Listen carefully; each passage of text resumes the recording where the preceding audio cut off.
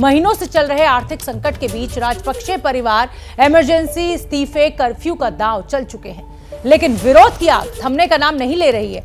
कल ही हिंसक झड़प में 8 लोग मारे गए और 200 के करीब घायल हो गए।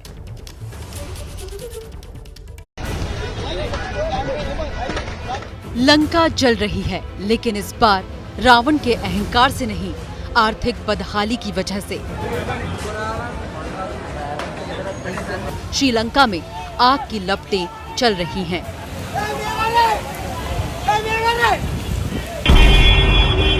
आर्थिक संकट से पैदा हुए असंतोष की वजह से श्रीलंका में बेहद खतरनाक हालात हो गए हैं।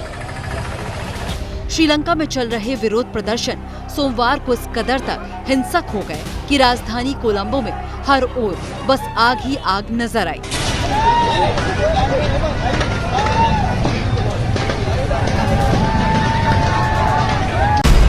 श्रीलंका के राष्ट्रपति गोटाबाया राजपक्षे ने शुक्रवार की आधी रात को इमरजेंसी लगा दी। बावजूद इसके श्रीलंका में हालात बेहद खतरनाक स्थिति तक पहुंच गए हैं। गुस्साए लोग चुन चुनकर सत्ताधारी दल के सांसदों और नेताओं के घरों को आग के हवाले कर रहे हैं। प्रदर्शनकारी इस कदर बेकाबू हो उठे कि श्रीलंका के सांसदों के घर तक में जबरन दाखिल हो गए। पहले तोड़फोड़ की, फिर पूरे घर को आग के हवाले कर दिया।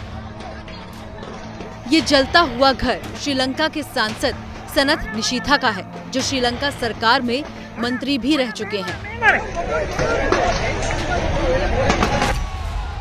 तनाव बढ़ा तो राजपक्षे सरकार के समर्थक भी सड़कों पर उतर आए, लेकिन गुस्साई भीड़ के आगे टिक नहीं पाए। कोलंबो में तो समर्थकों की बस को प्रदर्शनकारियों ने बुलडोजर के जरिए चकनाचूर कर दिया। राजधानी कोलंबो की ये बीरा झील है। जान बचाने के लिए राजपक्षे सरकार के समर्थकों को झील में कूदना पड़ा। मामला यही शांत नहीं हुआ। प्रदर्शनकारियों ने बीरा झील के पास ही 3 गाड़ियों को फूंक दिया।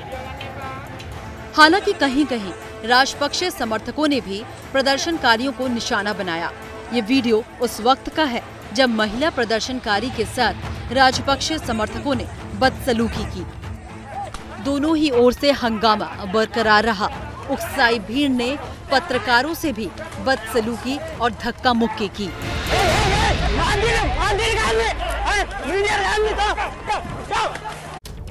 तो जल रही है लंका। आशीष सिंह मेरे संवाददाता हमारे साथ ज्यादा जानकारी लिए और जुड़ रहे हैं, और साथ ही जैनेंद्र कुमार मेरे संवाददाता जुड़ रहे हैं। जैनेंद्र, आपसे शुरुआत करूंगी, और शुरुआत इसलिए करूंगी क्योंकि आप श्रीलंका गए थे जिस समय ये अर्थव्यवस्था का संकट खड़ा हुआ था। आपने एक लंबा समय श्रीलंका में बिताया है, कोलंबो में, वहां लोगों से बात की है। क्या इस चीज का अंदाजा था कि लोगों के अंदर गुस्सा इतना भरा हुआ है कि इस रूप में बाहर निकलेगा और इस तरीके से हिंसक हो जाएगी भीड़?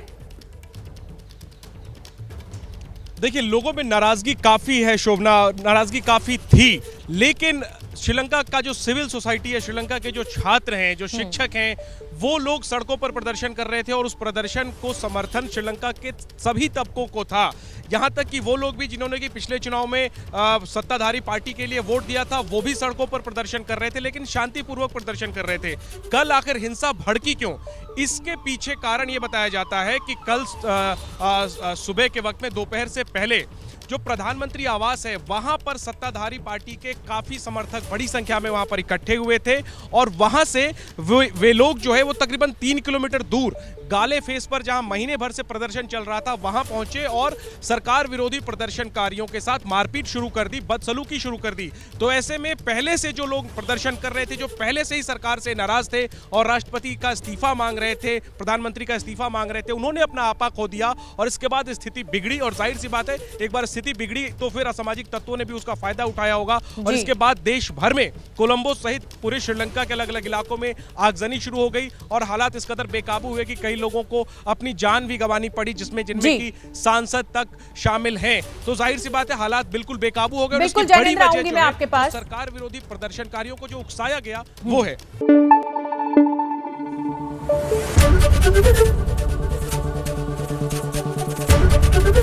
एबीपी न्यूज आपको रखे आगे।